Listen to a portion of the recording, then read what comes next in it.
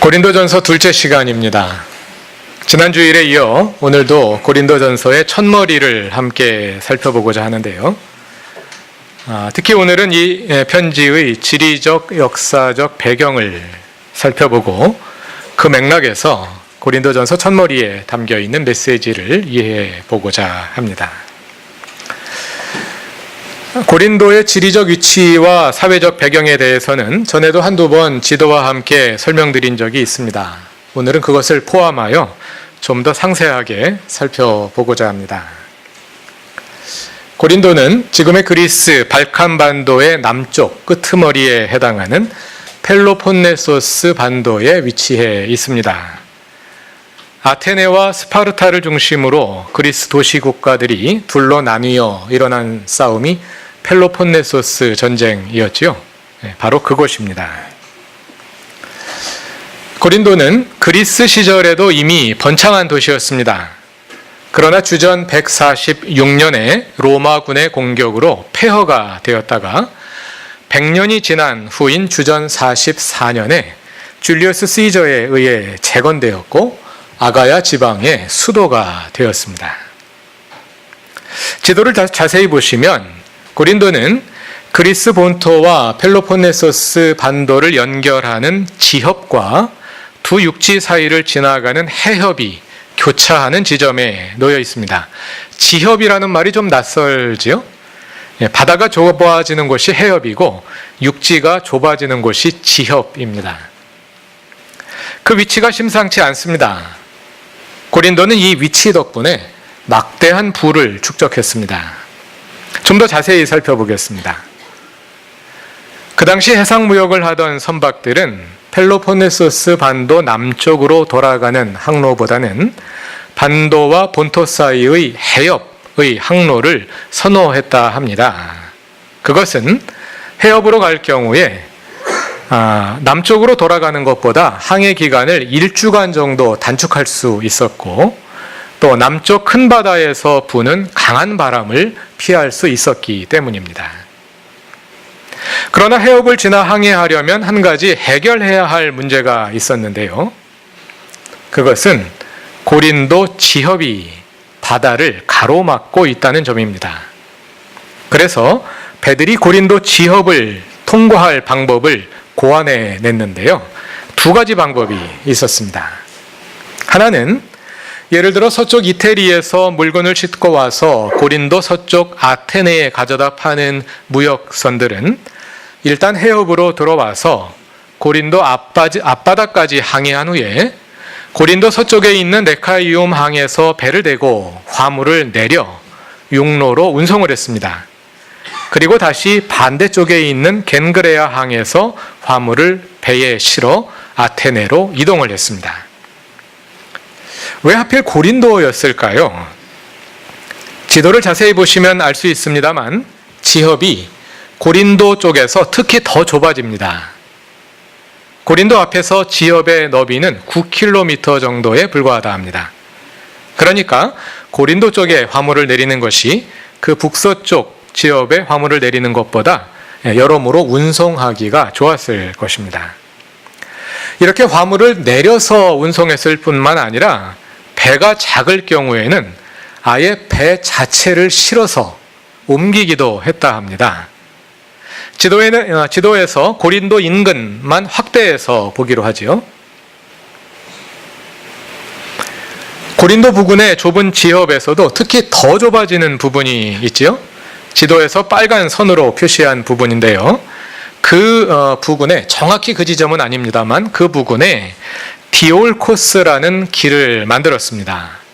이 길을 포장을 하고 바닥에 롤러를 깔아서 작은 배들은 통째로 그 롤러에 실어 옮겼다고 합니다. 어떤 방법으로 하든지 배들이 고린도를 지나가야 되기 때문에 고린도는 관세와 운송비를 받아서 풍족한 수입을 누릴 수 있었고요. 또 그로 인해 지나가는 사람들이 고린도에 머물거나 고린도에서 이런저런 거래를 했을 것이므로 그로 인해 고린도가 얻는 수입이 막대했을 것을 충분히 짐작할 수 있습니다. 그 디올코스 자리에 운하가 있으면 참 편리했겠지요. 아마 이미 주전 7세기부터 운하를 만들려는 계획이 있었다 합니다. 그러나 실행하지는 못하다가 그로부터 2500년이 지난 후 1893년에 이르러 운하가 건설되었습니다. 오늘날의 운하의 모습입니다. 한동안은 이 운하를 통해 엄청난 경제적 이익을 거두었다 하는데요. 지금은 배들의 크기가 커지다 보니 화물선은 다닐 수 없고 유람선이 오가는 관광 상품으로 이용되고 있다 합니다. 이렇게 고린도는 해상 교통의 경유지로서 국제 무역의 중심지였을 뿐 아니라 지협에 위치하고 있어서 국내적으로는 펠로폰네소스 반도를 드나드는 사람들이 반드시 경유해야 하는 길목이기도 했습니다. 바다를 지나는 사람도 반드시 고린도를 지나야 하고 육로로 오가는 사람도 반드시 고린도를 지나야 하고 이보다 목이 더 좋은 곳이 어디 있겠습니까? 고린도는 이러한 천혜의 지리적 여건을 기반으로 엄청나게 번창할 수 있었습니다. 이 지역과 관련하여 중요한 사실이 하나 더 있습니다. 그것은 2년마다 고린도 지협에서 열린 이스미야 제전입니다. 여러분, 올림픽의 기원이 고대 그리스에 있다는 것은 잘 알고 계시죠? 그리스는 도시 국가들로 나뉘어 전쟁을 계속하다가도 올림픽 기간에는 전쟁을 중단하고 도시 국가들 간의 평화와 화합을 도모했는데요. 올림픽은 4년마다 열립니다. 그럼 올림픽이 없는 기간에는 어떻게 했을까요? 그리스에는 올림픽에 버금가는 4대 제전이 있었습니다. 올림픽의 기원은 올림피아에서 열리는 올림피아 제전이었고요. 그 외에 델포이에서 4년마다 열리는 피티아 제전, 네메아에서 2년마다 열리는 네메아 제전, 그리고 고린도 인근에서 2년마다 열리는 이스미야 제전이 있었습니다. 그래서 아마도 매해 어떤 제전인가는 열렸을 것입니다. 지협이 헬라어로 이스미야입니다. 영어로는 이스머스이고요. 그래서 고린도 지협에서 벌어지는 제전을 고린도 이스미야에서 열리기 때문에 이스미야 제전이라고 부른 것입니다.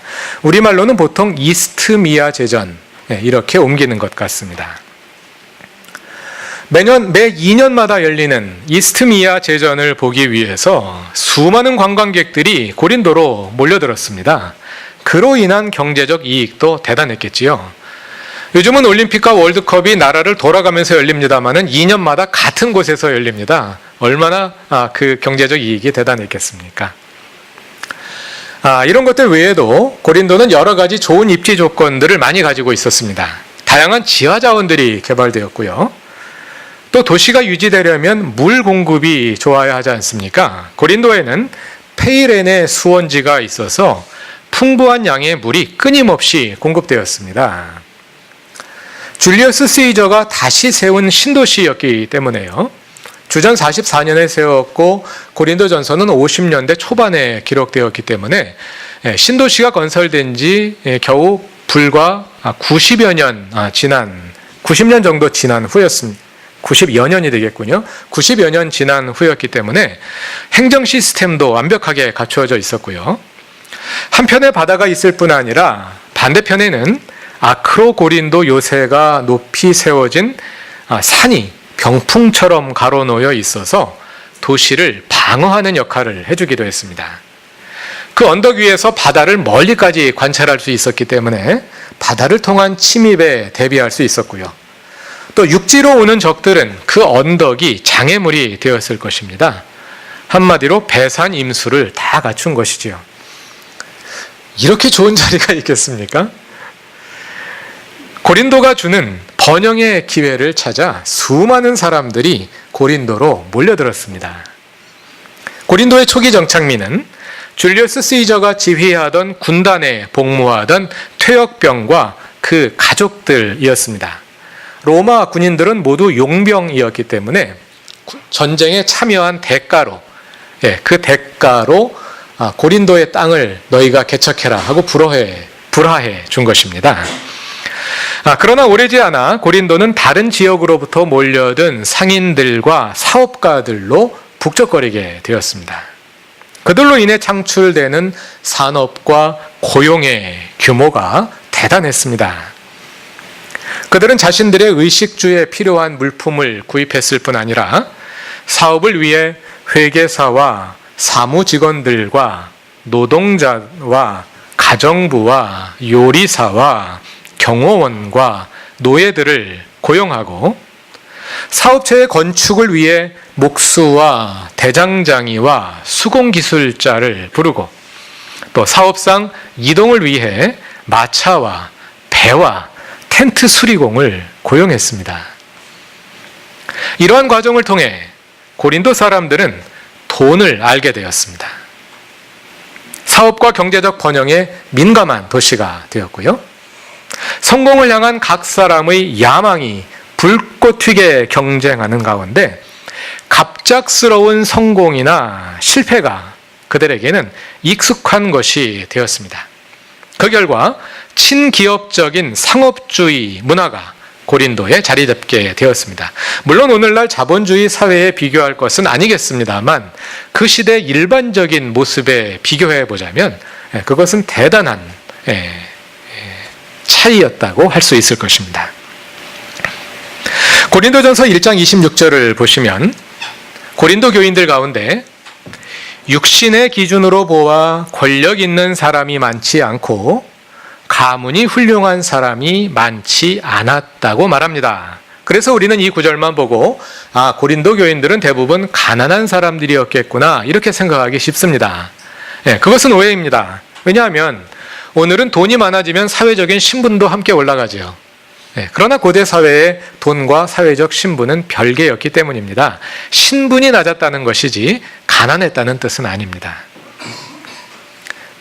고린도 교인들 가운데는 비록 가문이 좋지 않고 그래서 신분이 높지는 않을지라도 기회의 도시 고린도를 찾아와 자수성가한 사람들이 많았을 것입니다. 성공한 사업가들도 있었을 것이고요. 물론 그 사업체에 고용되어 일하는 노동자들과 노예들도 있었겠지요. 강남에 잘 사는 사람들이 많습니다만 강남 사는 사람들이 다 잘 사는 건 아니지요. 그런 양면이 고린도에 함께 있었을 것입니다.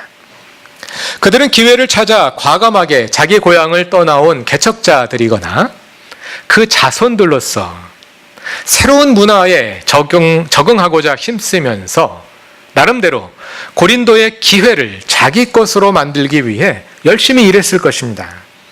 그렇게 사업을 일구고 또 돈도 벌었겠지요.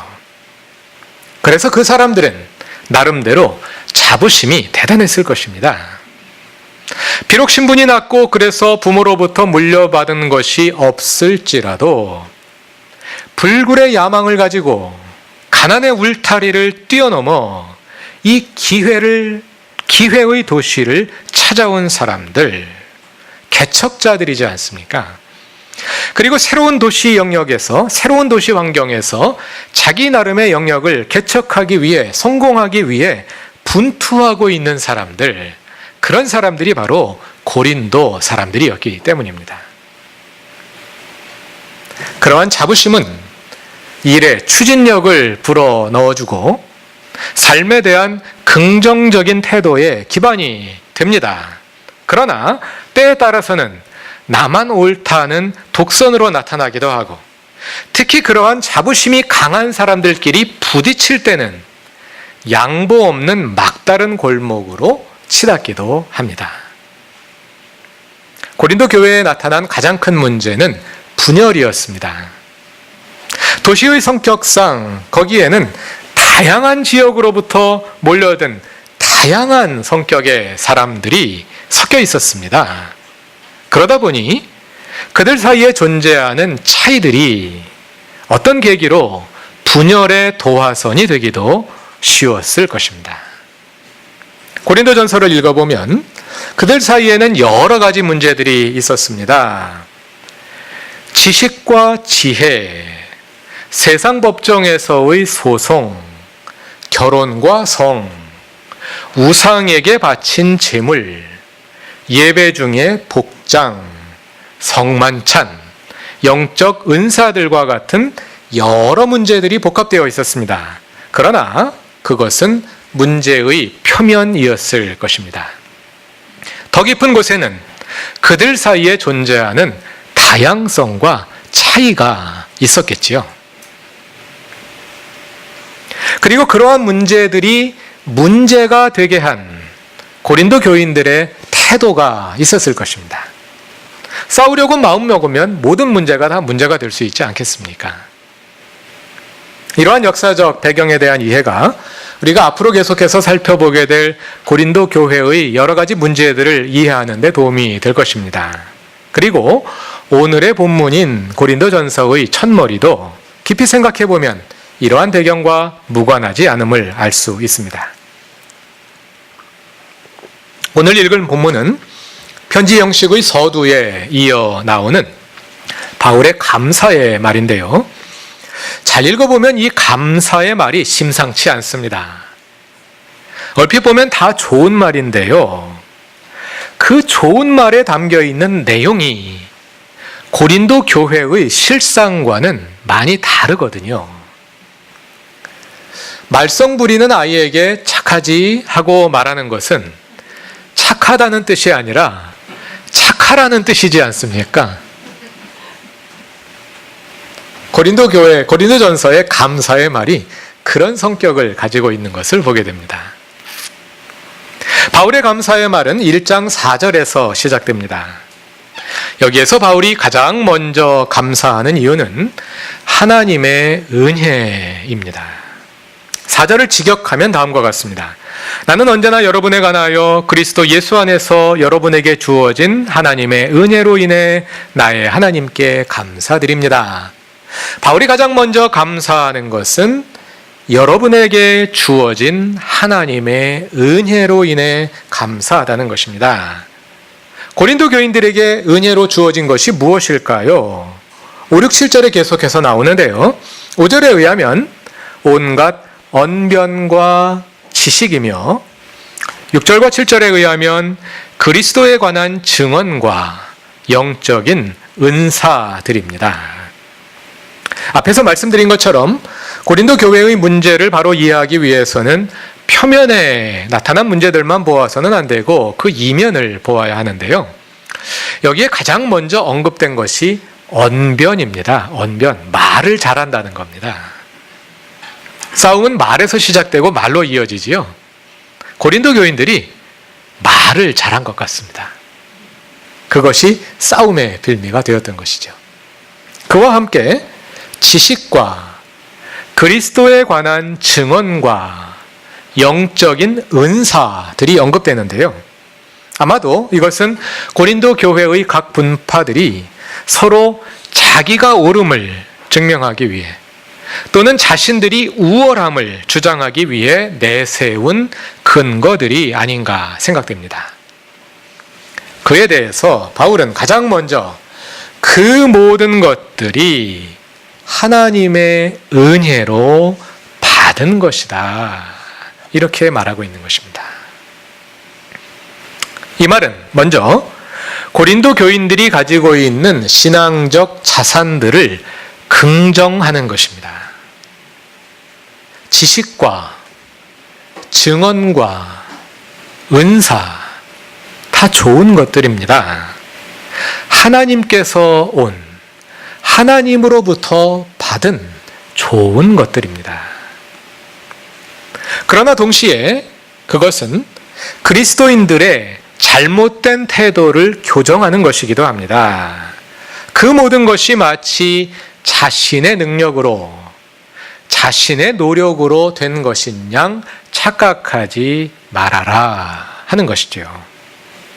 그러한 태도가 고린도 교회의 분열의 원인이 되었기 때문입니다. 그 모든 것이 하나님의 은혜로 받은 것임을 인식하고 인정하라는 것입니다. 본문에는 하나님이 주셨음을 강조하는 단어들이 자주 등장합니다. 4절에는 은혜, 그리고 7절에는 은사라는 말이 나옵니다. 은사란 은혜로 주어진 것이라는 뜻이죠. 하나님이 주셨기에 받은 것입니다. 다시 4절에는 주다라는 동사가 수동태로 나옵니다. 세 번역에는 받은 이렇게 번역되었는데요. 하나님께서 주셨으므로 받았겠지요. 그리고 5절에는 풍족하게 하다 하는 동사가 또 수동태로 사용됩니다. 성경에 수동태 동사가 나올 때는 하나님 주어를 생략하기 위해서 일부러 그렇게 표현한 경우가 많다고 말씀드렸습니다. 신적 수동태라고 부르는데요. 바로 그 경우입니다. 하나님께서 풍족하게 하셨다는 것입니다. 바울이 이렇게 그 모든 것이 하나님께서 주신 것임을 강조하는 이유가 무엇일까요? 하나님께서 그분의 선한 목적에 따라 좋은 것을 주셨는데 그 좋은 것들이 사람의 교만과 욕심으로 인해 분쟁의 도구가 되고 있기 때문입니다. 하나님께서 주신 좋은 것들이 그 선한 목적에 따라 바로 쓰여지기 위해서는 우리가 그 좋은 것에 담긴 하나님의 은혜를 인정할 줄 알아야 합니다. 그렇지 못하면 하나님의 좋은 것들이 나쁜 일에 사용되게 되지 않겠습니까? 이어서 바울은 8절에서 우리가 아직 완성에 이르지 않은 과정적 존재임을 강조합니다. 다 같이 8절을 읽어보겠습니다. 우리 주 예수 그리스도께서 나타나실 날에 여러분이 흠잡을 데 없는 사람으로 설 수 있도록 주님께서 여러분을 끝까지 튼튼히 세워주실 것입니다. 우리 주 예수 그리스도께서 나타나실 날에 종말이지요. 우리는 종말에 이루어질 하나님 나라의 완성을 기다리고 있는 과정에 있는 존재라는 것입니다. 이어서 본문은 그 날에 예수께서 여러분으로 하여금 흠잡을 데 없는 사람으로 설 수 있게 하실 것이라고 말합니다. 흠잡을 데 없는 사람으로 설 것이다. 무엇이겠습니까? 종말에 있을 심판을 암시하는 것입니다. 우리는 아직 완성되지 않은 과정적인 존재이고 종말에 주님 다시 오실 때 심판대 앞에 서게 될 존재라는 것입니다. 그러므로 이미 다 이룬 것처럼 착각하지 말라는 것입니다. 그 모든 것이 하나님이 은혜로 주신 것임을 인식하고 그렇게 풍족하게 주신 이유가 무엇인지 생각하고 우리는 아직도 갈 길이 먼 결국 주님의 심판대 앞에 서게 될 과정적인 존재라는 것을 기억하라는 것이죠. 한국교회는 하나님의 은혜를 참으로 풍성하게 받았습니다. 그래서 역사의 전례 없이 교회가 부흥했고 기독교인들이 많은 복을 받아 세상에서도 많은 성취를 이루었습니다. 그래서 비록 한국 기독교의 역사는 그리 길지 않지만 기독교인들이 한국 사회의 중심에 자리를 잡았고 교회가 한국 사회를 움직이는 중요한 동력 가운데 하나가 되었습니다. 멀리 갈 것 없이 여기 앉아 계신 여러분들이 바로 그 증거이지 않습니까? 그 은혜를 되돌아볼 때입니다. 내일부터 우리 교단의 제103회 총회가 전북 익산에 있는 이리신광교회에서 열립니다. 교단 총회가 이렇게 모든 교인들의 관심사가 된 적은 그리 많지 않았습니다. 우리 교단은 이번 총회에서 다시 우리가 나아갈 길을 가늠할 중요한 결정을 내리게 될 것입니다. 이 총회에서 우리는 무엇보다 하나님께서 한국 교회에 좋은 것들을 풍족하게 주셨음을 기억해야 할 것입니다. 그리고 그 모든 은혜를 우리에게 허락하신 하나님의 뜻이 무엇인지 다시 돌아보며 심각하게 고민해야 할 것입니다. 가장 좋은 길은 명성교회가 먼저 회개하고 스스로 길을 바꾸는 것입니다. 그런데 지금까지의 경과를 보아서는 그럴 것 같지는 않습니다. 그러나 끝까지 포기하지 말고 기도합시다. 명성교회가 회개하도록, 그렇지 않으면 총회가 바른 결정을 내리도록 기도합시다. 비록 총회에 직접 참여하는 총대의 수는 1464명에 불과합니다만 우리 모두가 그곳에 함께 있어서 이 총회를 올바른 길로 이끌어야 할 것입니다. 월요일부터 목요일까지 열리는 이 총회를 반드시 기억하시고 이번 한 주간 매일 아침 총회를 위해서 기도해 주시기 바랍니다. 1464명의 총대가 우리를 대표하여 거기에 있습니다. 그분들을 보내신 하나님 앞에 정직하고 신실하게 판단하고 결정하며 그분들이 대표하는 한국교회 앞에 부끄러움 없이 처신하도록 우리의 마음을 그 자리에 두고 함께 기도합시다. 어떤 방법으로든 하나님은 그 뜻을 이루실 것입니다. 우리가 원하는 방법으로 이루실 수도 있지만 우리가 미처 생각지 못했던 방법으로 이루실지도 모릅니다. 하나님께서 어떤 방법으로 하시든 우리가 그분의 길에 있으면 됩니다. 오직 하나님의 길에 서는, 하나님의 길에 함께 서는 그루터기 교회와 교회에 속한 모든 교우들이 되시기를 바랍니다. 다 같이 기도드리겠습니다. 하나님, 모든 것이 하나님의 은혜입니다. 하나님께서 이 많은 좋은 것들을 우리에게 은혜로 주신 것은 우리를 통해 하시려는 일이 있기 때문인 줄 압니다. 나의 생각을 뛰어넘는 하나님의 뜻을 알기에 힘쓰게 하시고 나의 삶을 그 뜻에 내어드려 주님의 주되심을 이루게 하소서. 하나님의 주되심으로부터 너무 멀리 떠나 있는 한국교회를 바라보며 그리고 그 속에서 나의 모습을 발견하며 주님 앞에 회개합니다. 개인으로서 회개하며 교회 공동체로서 회개합니다.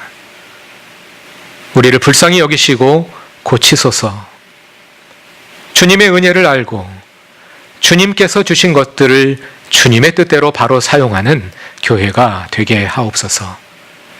예수님의 이름으로 기도드립니다. 아멘.